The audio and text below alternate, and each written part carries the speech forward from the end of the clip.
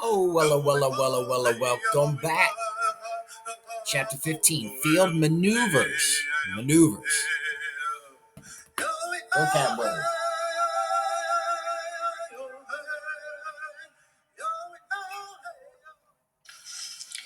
Co-Talker by Joseph Bruchac, published by the Penguin Group.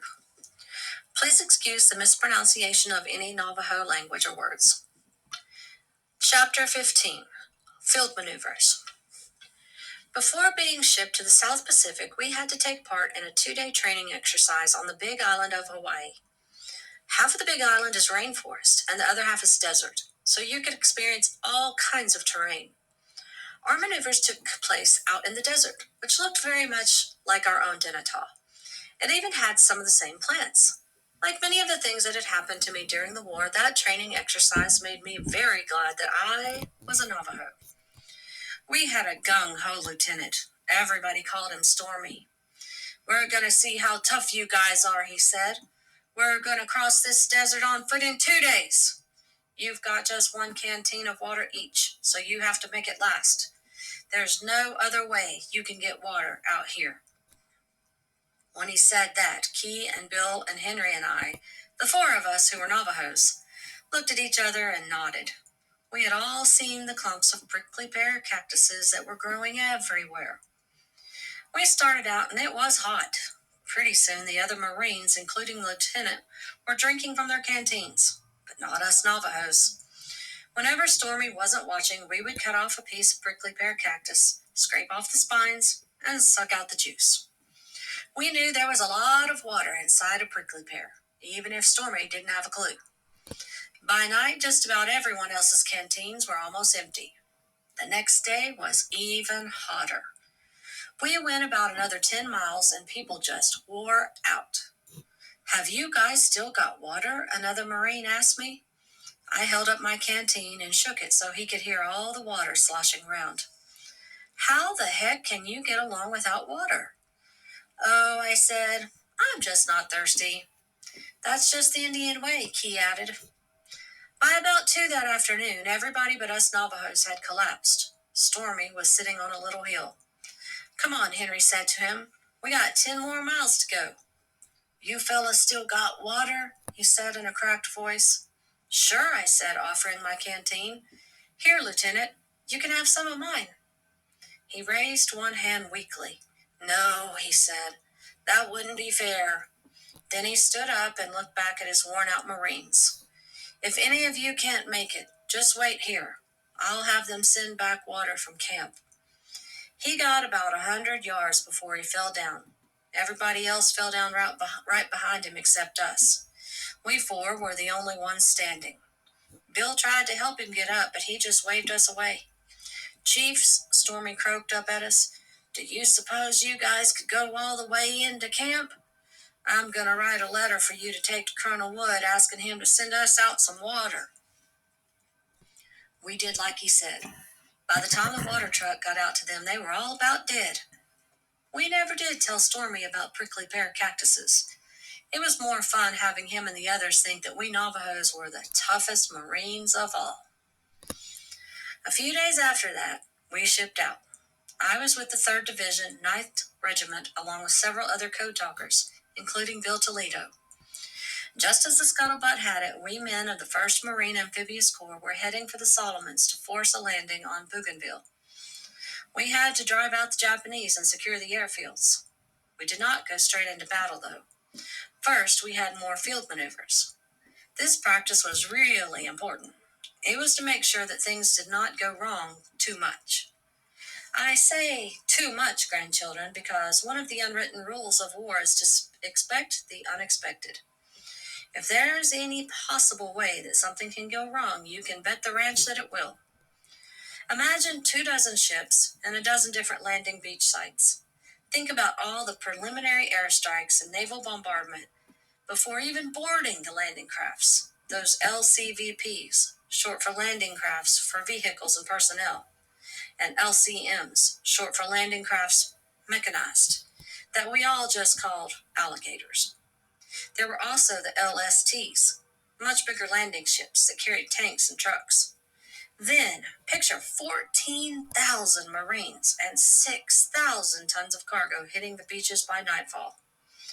Plus, we had to do this against an unknown enemy force, dug in and waiting for us with rifles, machine guns, mortars, and artillery. There was no way to avoid foul-ups. However, practicing a beach landing in a similar setting would help prepare everyone better than just going into a situation cold. So, where did we go to practice? Guadalcanal.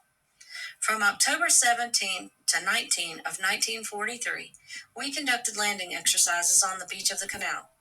Every Marine who'd be landing on Bougainville felt what it was like to wade through the surf up onto a boiling hot sandy beach, and then stare into the thick, mysterious green of a steamy tropical jungle. Wet and hot. That is what it was everywhere in the Solomons. If I hadn't already been on Hawaii, which had some jungle of its own, it would have been a total shock to me. Think how strange it was for a Navajo boy from a land where rain is so rare that it's a blessing from the holy people to find himself in a place where it rains every day and sometimes keeps on raining for days on end. Instead of the night songs of the coyote, we would hear the buzzing and chirping and chattering of millions of insects, all of which seemed to see us Marines as their midnight snacks. But they would give us something in return for their meal: malaria. Time to get some I had to quinine. be careful where I walked and sat. There were leeches and spiders and scorpions everywhere, as well as huge poisonous centipedes. The first one I saw fell from a branch and crawled across my bare arm before flopping off and disappearing into the rotten palm leaves. It left an angry red welt on my skin, and my whole arm ached for days after that. There were also giant crocodiles in the swamps and rivers, man-eating sharks and poisonous jellyfish in the ocean. And I didn't even want to think about the snakes in that jungle. There were native people on those islands. They had been there long before the Japanese invaded. Those Solomon Islanders were short, about the same height as us Navajos. Their skins were dark black, almost blue.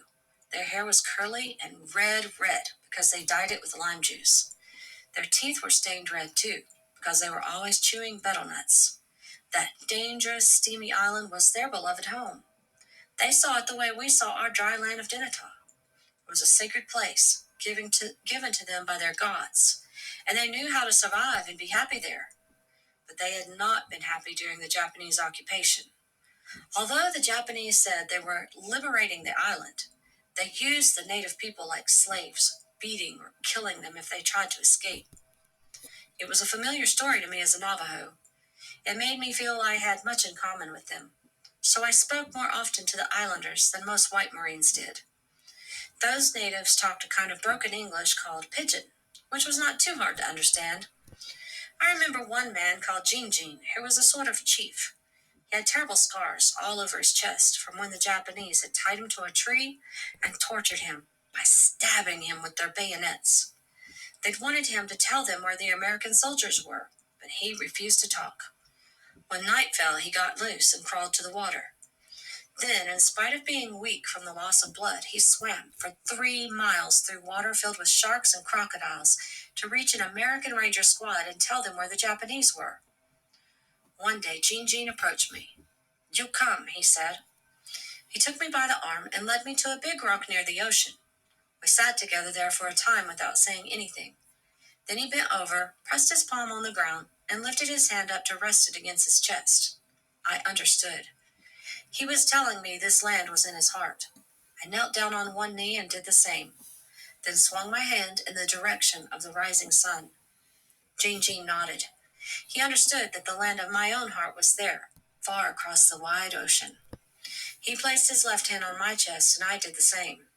We stood there like that for a while, feeling each other's hearts beat with love for our sacred homelands. It was one of the best conversations I ever had.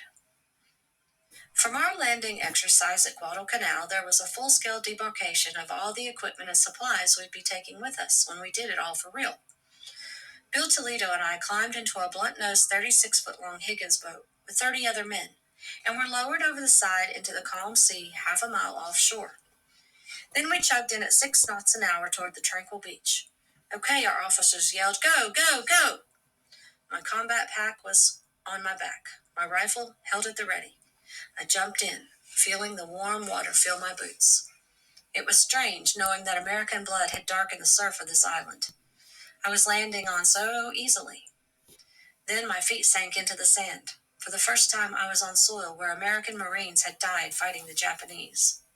I slogged bow-legged up from the beach as quickly as I could through the deep black volcanic sand. I was carrying an 80-pound TBX radio set strapped to my chest, so I wasn't able to run really fast. Bill waited for me at the edge of the jungle. I crouched next to him and looked back at the beach. Hundreds of Marines were calmly climbing out of the alligators. Some looked serious, but there was a lot of laughing and joking. Trucks and tanks roared down the ramps of LSTs. Planes buzzed low overhead. There were all the sounds of a full-scale training maneuver. Everything was running like clockwork. 50 yards further down the beach, George, another code talker, and our most experienced radio man waved at us. Bill and I waved back. Bill shook his head. "You know what's missing?" he said. I nodded back at him. What was missing was chaos. There was none of the noise and confusion of a real battle. No enemy fire. No bullets striking us. No mortar shells exploding. No wounded men screaming in pain or calling for their mothers. Instead, at one moment, when everything was quiet, I heard the haunting cry of a bird echo out from somewhere deep inside the jungle. Our only attackers were a swarm of mosquitoes that descended on me, humming their thirst for my blood. Buzz, buzz, buzz, buzz, buzz. Watch out for those mosquitoes. It's a good end to that chapter, though. Well written.